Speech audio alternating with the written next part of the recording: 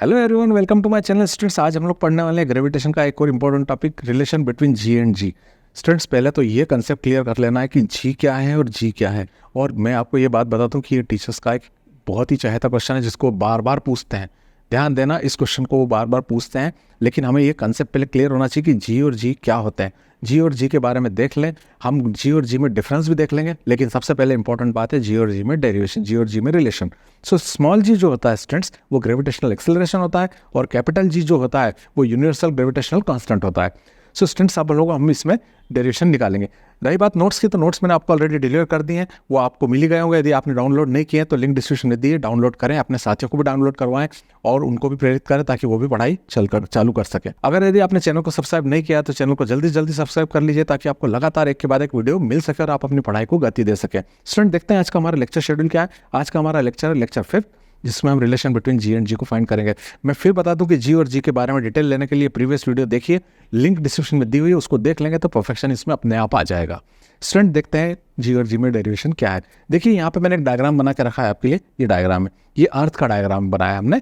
और अर्थ के लिए मैं एक बात बता दूं आपको कि जो जनरली हम लोग गलती कर देते हैं, जल्दी जल्दी हमसे गलती होती है। स्टूडेंट है, गलती तो होना ही होना है, लेकिन हम सुधार सकते हैं ताकि हमसे आगे ये गलतियां ना हो। देखिए, अर्थ के लिए या सन के लिए जितने भी आप फैक्टर्स देखते हैं, जैसे मास हुआ, रेडियस हुआ, या व्हाटएवर जो भी हो, वो सब कैपिटल्स में होना चाहिए। जबकि आप कोई ऑब्जेक्ट उसके ऊपर रखते हैं तो उसके लिए आप स्मॉल में ले सकते हैं। देखिए, यहाँ पर मैंने आपको बताया हुआ है, ये डायग्राम में अर्थ है, इसमें रेडियस को मैंने कैपिटल आर लिया है और मास को कैपिटल एम लिया है। उस पर कोई ऑब्जेक्ट रखा है तो उसका मास हमने स्मॉल एम लिया है। हम इसको डिस्क्राइब करेंगे, मैं आपको पहले डिस्क्राइब करके बताता हूँ। हम मान लेंगे कि हमारी अर्थ है और इसकी रेडियस आर है, उसका मास एम है, और उसकी सरफेस पे एक ऑब्जेक्ट रखा है जिसका मास स्मॉल एम है। इस ऑब्जेक्ट के ऊपर अर्थ अपने सेंटर से ग्रेविटेशनल फोर्स लगा रही है ताकि नीचे की ओर उसको खींच रही है। यही बात यहाँ लिखी हुई है स्टूडेंट्स, यही मैं आपको समझा देता हूँ।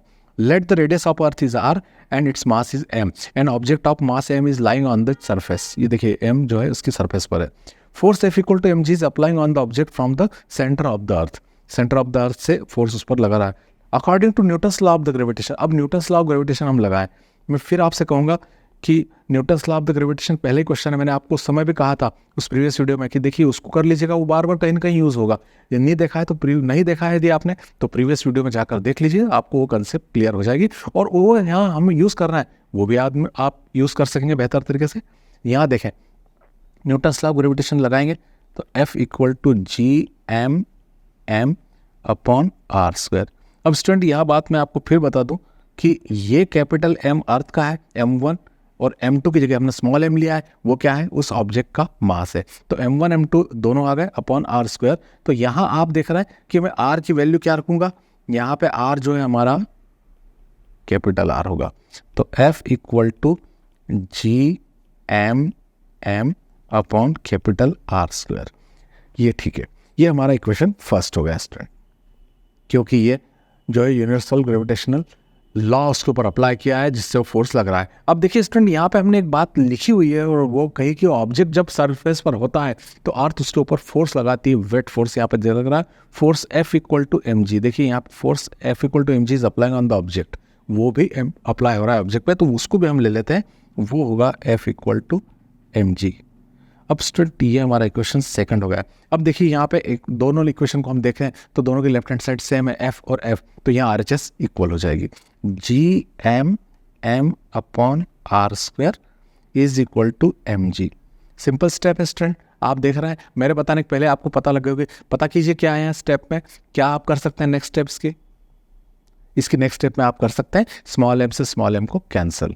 देखिए, मैं स्मॉल एम को कैंसिल कर देता हूँ। ये देखिए, अब ये जो हमारे पास बच रहा है स्टूडेंट्स, यही तो हमारा डेरिवेशन है, G M upon R square equal to ji.